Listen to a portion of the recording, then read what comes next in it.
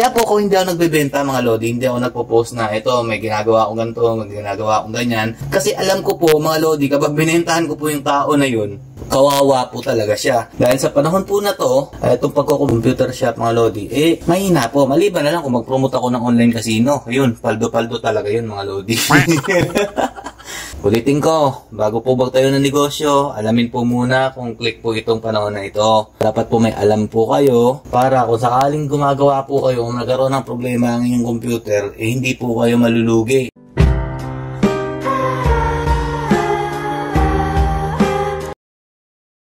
Yo, what's up? Kamusta na yung mga nasilaw dun sa mga barya-baryang pinapakita? At bumili po kayo ng mga computer set na akala nyo po napakamura. Yan po pala ay napakamahal. Hindi po kasi kayo nagtatanong sa talagang legit na supplier. Kaya po kayo naluloko. Diba? Ngayon, puro panay post niya ngayon. Mahina yung com-shop, ganyan-ganyan. Hindi naman niya sinasabi yan nung siya po ay nagbablog. Lagi niya pinapakita paldo-paldo yung mga kina-cash out niya dun sa kanyang com-shop. Ngayon, kagaya nito, wala kayong idea sa pag-ayos ng computer shop ninyo, kawawa naman po. Kasi maliit lang po talaga ang kinikita ng com-shop mga idol. Kaya lang po ako kumikita, unang-una, akin po yung pwesto, ako po yung sariling technician. Lahat po ng problema dito, ako po yung gumagawa. Dapat yan po ang tinuro nyo sa inyo bago po kayo nainganyo po mag-comp shop. Hindi ko kumita doble. Kumita sa pupromote ng online casino, kumita pa sa kanyang pagbebenta ng mga akala nyo mura. Magkano po yung ganong specs mga idol? Kayo na po mag-search. Kung mura ba yung 20,000 na yun. Naku po. Kasi pag nagmo-motivate mga idol, akala nyo po talaga magbibigay ng kagandahan ng buhay ninyo. Yan. Bago po magtayo ng negosyo, ilang beses ko po sinasabi sa inyo, aralin nyo po mabuti. Lalong-lalo na po kapag baguhan pa lang po kayo sa ganito. Ngayon, siya pumaldo, kayo ang kawawa. Dahil hindi kayo marunong mag-ayos ng computer shop ninyo.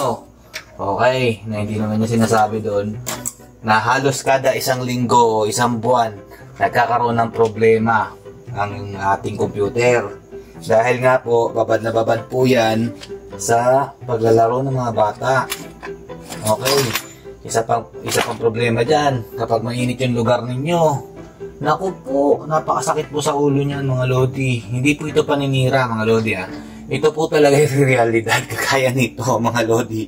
Nung kailan lang ba ako nag-ayos ng server ko, ni-reformat ko, hindi ko blinag. Siguro mga 3 araw o 4 na araw nang nakalipas, ginawa ko po, pinalitan ko po yung OS. Dahil nga po, nagkakaroon po ng problema pagdating po sa Valorant. Okay, ngayon na-discover po natin na ito po palang ating game days mga idol, pumapalya.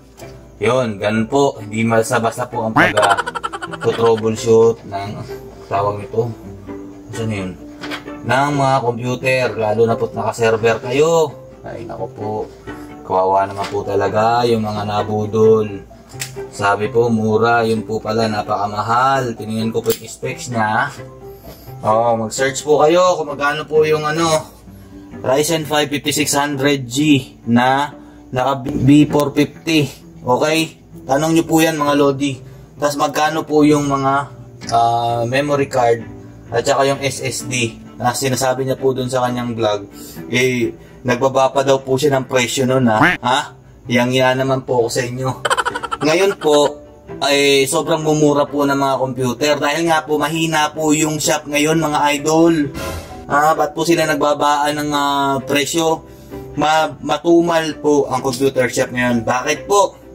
Simula po na pandemic mga idol, hirap na po makabawi ang computer shop.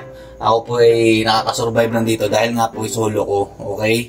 Kung may pinapakita man po ako sa inyong barya na napakarami, ayun po, sinuwerte po tayo doon nung araw na yan. Pero ngayon, Ay nako, puro ang tutumal. Tingnan niyo po yung mga ibang vlogger mga lodi. Yung totoong sabi ng katotohanan dito sa negosyong ito Ang tumal po mga lodi. Kung hindi kayo break even, lugi ka po. Para sa mga bago lang po dyan, ayun po talagang katotohanan.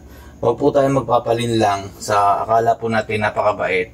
Kunyari naaawa sa isang tao, siya lang po pala ang nakikinabang. Kaya po maging mautak po kayo kapag magtatayo kayo ng negosyo dahil hindi po basta-basta ang pagtatayo po ng isang negosyo, malaking kapital po lalo na po sa computer shop. Ina-advise ko po sa inyo nung nakaraan, kung napanood nyo po yung aking video, kung maaari, galingan nyo po sa paghahanap ng mga second hand. Para naman po hindi kayo mahirapan sa pagbawi o kung malugi man, kung wag naman sana, hindi po masyadong masakit sa bulsa.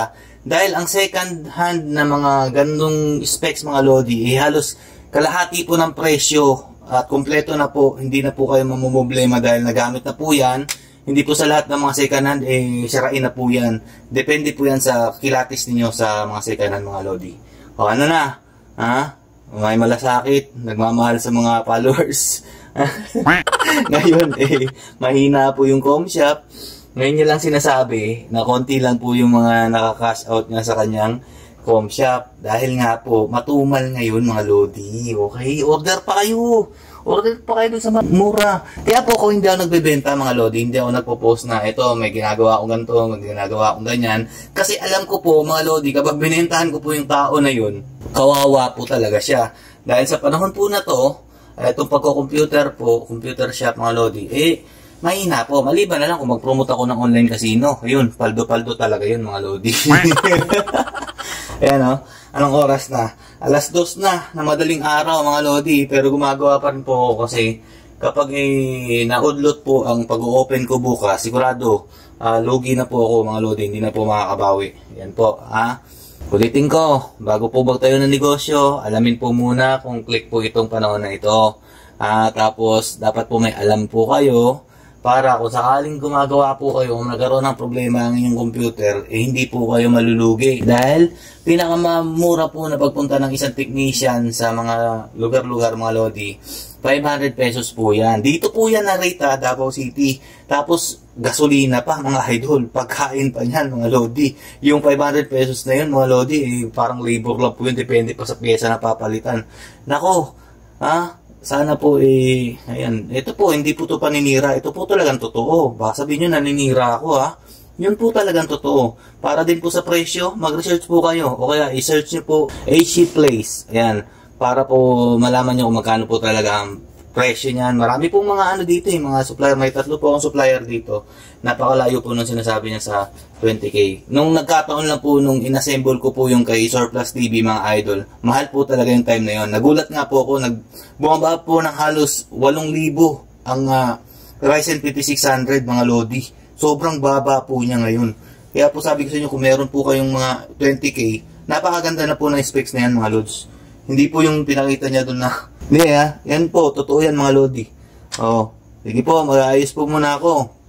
Para po sa mga bashers ko dyan, ngayon mauunawaan nyo na kung sino po talaga ang may tunay na malasakit sa followers o wala, okay? Dahil kung totoo may malasakit ka sa iyong mga taga-subaybay, taga-suporta, may pagmamahal ka dyan, hindi mo laging sasabihin na nakakaawa naman si Manong, nakakaawa naman si Tatay. Dahil naglalakad ng 12 kilometro araw-araw pumunta sa com shop. Tapos hindi mo naman mabigyan ng gadgets, okay? O ng com shop. O ng computer ba, com shop tuloy. Yan. Sige na mga lodi. Hindi na nga pupunta kinukontent mo pa rin. Anak ng tinapay naman. Wala maisip na ibang content. O diba? O balik ko yan sa inyo mga followers niya taga-depensa dyan.